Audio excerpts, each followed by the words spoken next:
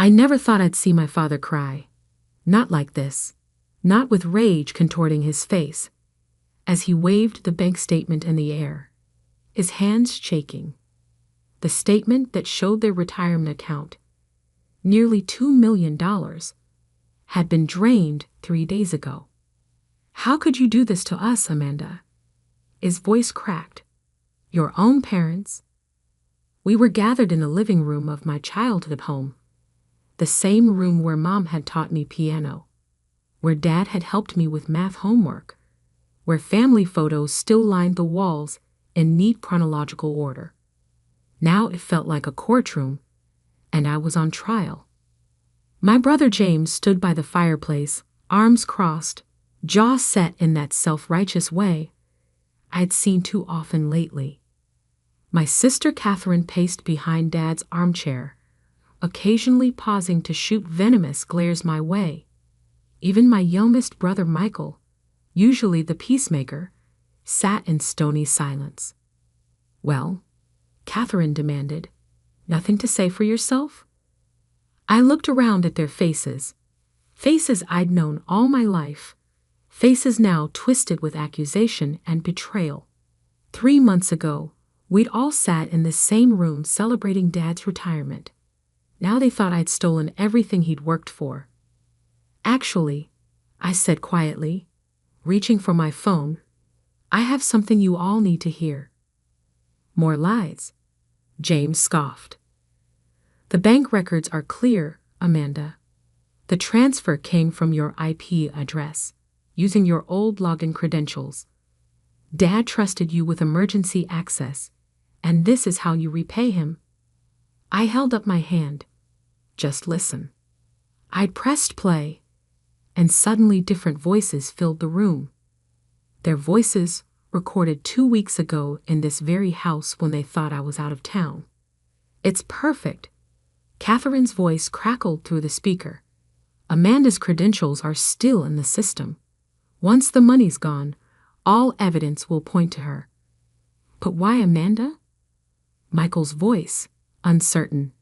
She's always been the responsible one. Exactly. James cut in.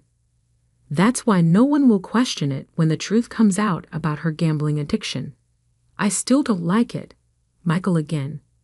Framing our own sister. Look, Catherine's voice hardened. Dad's pension isn't enough.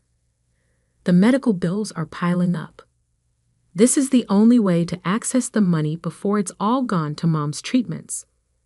Amanda will take the fall. We'll find most of the money in an offshore account, play the heroes, and Dad will never know we were behind it. The recording ended. The silence that followed was deafening. Dad's hands had stopped shaking. Now they were completely still. The bank statement crumpled in his grip. Catherine had frozen mid-pace, her designer heels rooted to the carpet. James's face had drained of all color. There's more, I said into the silence. Would you like to hear the part where you discussed faking documents about my supposed gambling debts? Or the call with your friend at the bank who helped you trace the IP address to my home office? You recorded us? Catherine's voice was barely a whisper. No, I replied. Your own security system did. The one you insisted on installing last month. It has excellent audio capability and an interesting cloud backup feature. I turned to Dad, feeling the weight of his gaze. I discovered their plan last week. That's why I've been tracking all account activity. When I saw the transfer this morning, I knew they'd finally done it. But the money is still gone, Dad said slowly. I pulled an envelope from my bag. No, it's not. The moment I saw the transfer, I called the fraud department. They froze the account. I handed him a document. This is the paperwork showing the funds being returned. It should be back in your account by morning. Michael had started to cry silently. James was gripping the mantel so hard I thought his fingers might break. And Catherine looked like her entire world was collapsing. Why? Dad's voice was hollow. My own children. Mom's experimental treatment costs more than insurance will cover, I said quietly. They thought this was the only way to get the money without telling you how bad her condition really is. Dad's head snapped up. What about her condition? Catherine made a small, choked sound. James swore under his breath. Even Michael looked away. The cancer's back, Dad, I said gently. It's spread. Mom didn't want you to know, because you just retired. She's been hiding the symptoms, but she needs more aggressive treatment. Soon. The bank statement finally fell from Dad's hands, drifting to the floor like a dead leaf. Helen. He whispered Mom's name like a prayer. That's why I've been coming over so much, I continued, helping her cover it up, taking her to appointments while telling you we were going shopping. But last week, when I overheard their plan, I gestured to my siblings. I knew I had to stop them. This wasn't the way. So what? Catherine suddenly snarled. You're the hero now. The perfect daughter? At least we were trying to do something. By committing fraud, I stood up slowly. By framing me?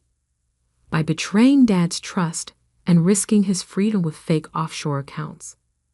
I had a plan, she insisted, but her voice wavered.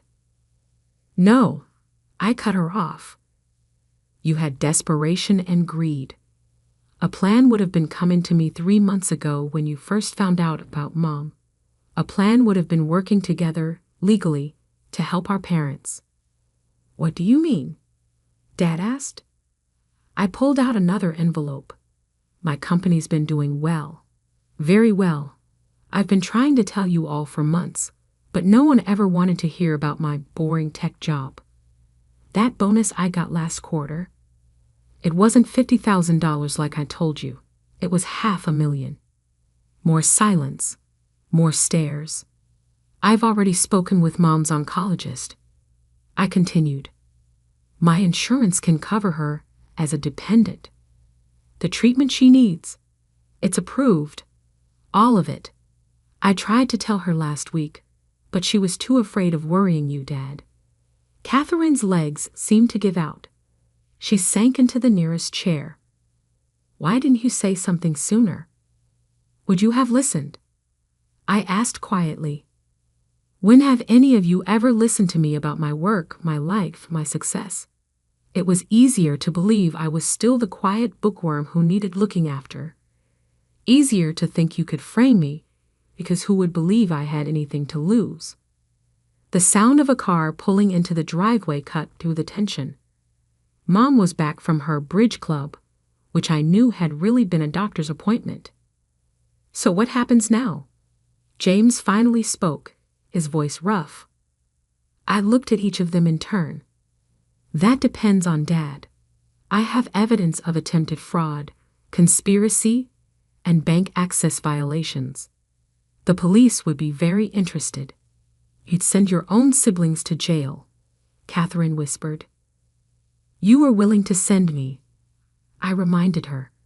But no, I stopped the transfer in time. No actual theft occurred. If I turned to Dad, you want to press charges, that's your choice. But right now, I think Mom needs to know we all know the truth. About everything. The front door opened. Mom's footsteps in the hall. Her voice calling out a cheerful greeting that seemed to echo in the heavy silence. One more thing, I said, as her footsteps drew closer. The treatment starts Monday. I've already arranged medical leave from her teaching job. And Dad, I met his tear-filled eyes. Your retirement fund is safe. But maybe it's time to retire from keeping secrets in this family.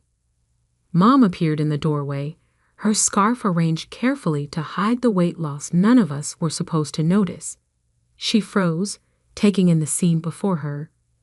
Dad clutching forms, Catherine crumpled in a chair, James pale as a ghost, Michael wiping tears, and me. me finally standing in my truth. "Helen," Dad said softly, standing up. "We need to talk."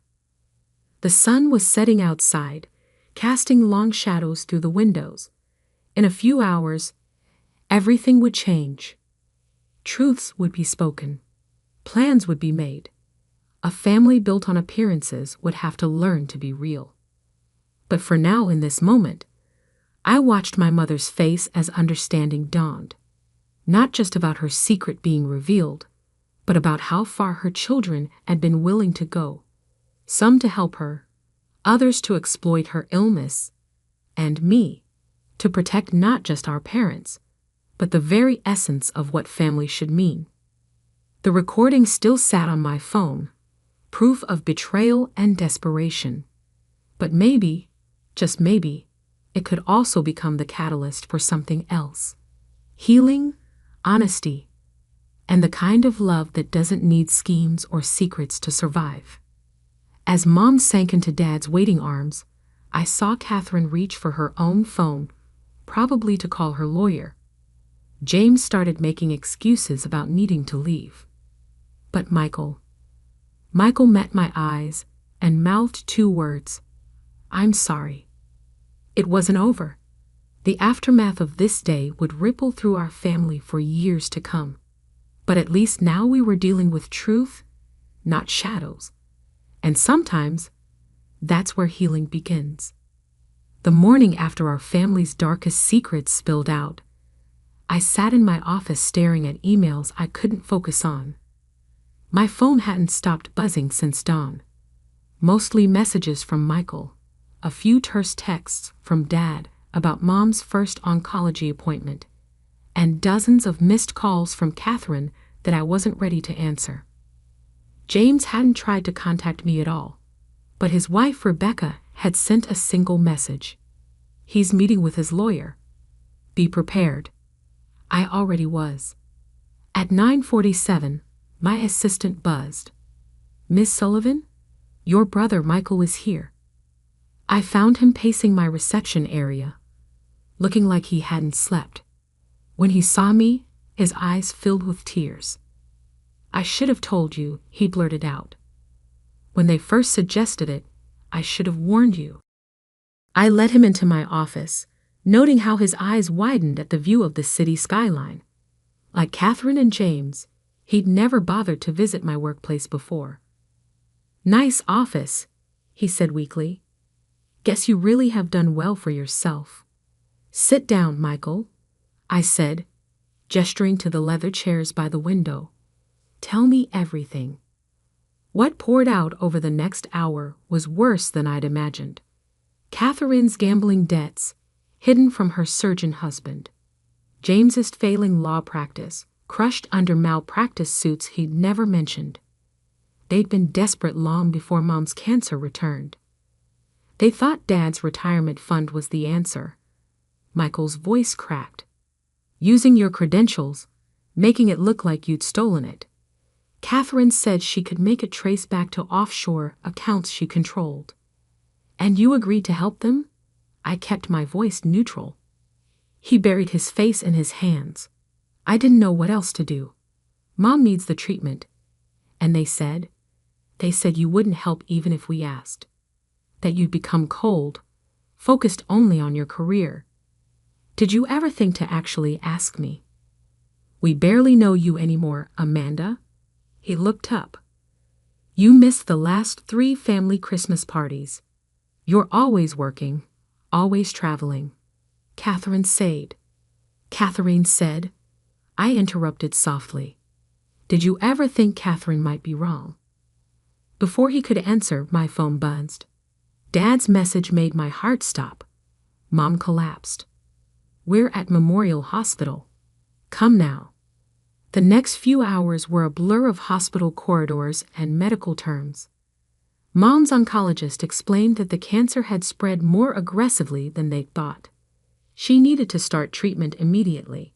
I found Dad in the hospital chapel, looking older than I'd ever seen him. "I should have known," he whispered as I sat beside him. "All those bridge club meetings. The weight loss she blamed on a new diet. She was trying to protect you. And our children? His voice hardened. Were they trying to protect me too when they planned to steal my life savings? I took his hand. They were scared and desperate. But Dad, what they did, trying to frame me? That wasn't about Mom's treatment. That was about their own problems. As if on cue, my phone lit up with an email from James's lawyer, threatening legal action for defamation and illegal recording. I almost laughed. He still thinks he can bully his way out of this. Dad read the email over my shoulder, and something in him seemed to break. What happened to our family, Amanda? When did we become people who scheme and betray each other? Before I could answer, Catherine appeared in the chapel doorway. She looked terrible. Designer clothes wrinkled, makeup smeared. The doctor needs signatures for Mom's treatment, she said, not meeting our eyes. Then, barely audible, I can't afford to help with the payments anymore. Thomas found out about the gambling debts. Your brother James just threatened to sue me, I told her. Still think framing me was your best option. She flinched. I never thought. We assumed you were just a mid-level programmer. How were we supposed to know you'd become so successful? You could have asked, I said simply. Any time in the last 5 years. But you were all too busy believing I was still the little sister who needed protecting. Or in your case, exploiting. That's not fair. No, Dad cut in, his voice like steel. What's not fair is discovering my children were willing to destroy their sister to cover up their own mistakes. What's not fair is your mother fighting cancer alone, because we were all too wrapped up in appearances to see her suffering. Catherine started to cry. Not her usual elegant tears, but ugly, racking sobs that echoed in the small chapel. Thomas wants a divorce, she choked out. James is being disbarred. Michael's wife left him last night. Everything's falling apart. No, I stood up. Everything's finally coming into focus. The lies are falling apart. There's a difference. Just then, my phone buzzed again. A text from my assistant. FBI agents here asking about Catherine Sullivan and James Sullivan. Possible fraud investigation. I showed the message to Dad. He read it, closed his eyes for a moment, then looked at Catherine. Your sister stopped you from stealing my retirement fund, he said quietly. But what else have you done? What other schemes are out there, waiting to explode? Catherine's sobs turned to hiccups. James said he could fix everything. Use the retirement money to pay off our debts, then find most of it in Amanda's fake accounts. We'd be heroes, and she'd be in jail, but he said she deserved it for abandoning the family. I never abandoned anyone, I said sharply. I'd built something for myself. There's a difference. Dad stood up slowly. Catherine, go tell your mother you love her. Then go home and call a lawyer. A real one, not your brother, Amanda. The FBI can wait one day, I said, understanding what he wasn't asking. Mom's treatment starts tomorrow. That's what matters right now. As Catherine stumbled out of the chapel, Dad turned to me. Your mother and I, we failed somewhere. Raised children who could turn on each other like this. No, I touched his shoulder. You raised children who made their own choices. James chose arrogance. Catherine chose deception. Michael chose weakness. And I chose to stand alone rather than be part of their schemes. And now, what do we choose now? I thought about the recording still on my phone, about James's threats and Catherine's tears, about Michael's remorse and Mom's quiet strength. Now we choose truth, I said, no matter how much it hurts. The next few weeks were a storm of lawyers, federal agents, and family therapy sessions. James was disbarred for multiple ethics violations beyond just the attempted fraud. Catherine's gambling addiction came to light, along with a trail of financial destruction that led to her divorce. Michael's wife came back, but their relationship was fragile. And Mom, she fought. The treatments were brutal, but she faced them with a grace that humbled us all. I moved her and Dad temporarily into my guest house, closer to the hospital and away from the media's circus, as James and Catherine's crimes made local headlines. One evening, as Mom rested between treatments, Dad found me on the back patio. "Your mother asked me something interesting today," he said, settling into a chair. "She asked if we'd ever told you how proud we were of your success." I kept my eyes on the sunset. "You didn't need to." "Yes, we did," he sighed. "Maybe if we paid more attention, valued your achievements instead of treating you like the little sister who needed protecting, maybe things would be different." "Maybe," I agreed, "but we can't change the past." "No, but we can learn from it." He pulled out an envelope. "I've updated my will. Everything goes into a trust that you'll manage. Not because you are the only one I trust with money now, but because you were the only one who never saw it as the most important thing." I thought about the recording that had started all this, about choices and consequences, about the difference between protecting family and enabling destruction. "James's sentencing is next week," I said quietly. "Catherine's rehabilitation program starts Monday. Michael's in therapy. Mom's numbers are improving. We're all finding our way back to some kind of truth." Dad reached over and took my hand. "Thank you for stopping them, not just from stealing the money, but from becoming people who could live with that kind of betrayal." I squeezed his hand, remembering the little girl who once thought her family was perfect. We weren't perfect now, far from it, but maybe we were finally real. Inside, I could hear Mom's quiet laughter at something Michael was reading to her. The sound carried through the evening air like a reminder that even broken things can heal, given enough time and truth. The recording that had exposed everything was still on my phone, but I didn't need it anymore. Its purpose hadn't just been to stop a crime. It had been to shatter the mirrors we'd all been hiding behind, forcing us to finally see ourselves and each other clearly. As the sun set on another day of our new reality, I thought about family and forgiveness, about strength and redemption. The money had never been the real issue. It had just been the catalyst that revealed who we truly were, and more importantly, who we could choose to become. Tomorrow would bring more challenges, more healing, more choices. But for now, in this moment, we were finally facing our truths together. And sometimes, that's the greatest victory of all. I never thought I'd see my father cry. Not like this. Not with rage contorting his face, as he waved the bank statement in the air, his hands shaking. The statement that showed their retirement account, nearly $2 million, had been drained 3 days ago. "How could you do this to us, Amanda?" His voice cracked. "Your own parents."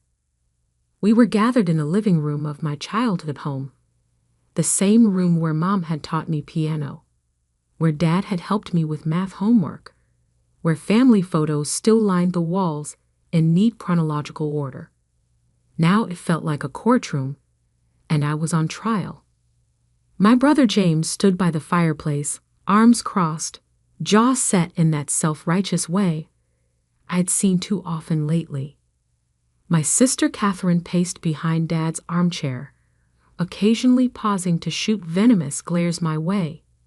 Even my youngest brother Michael, usually the peacemaker, sat in stony silence.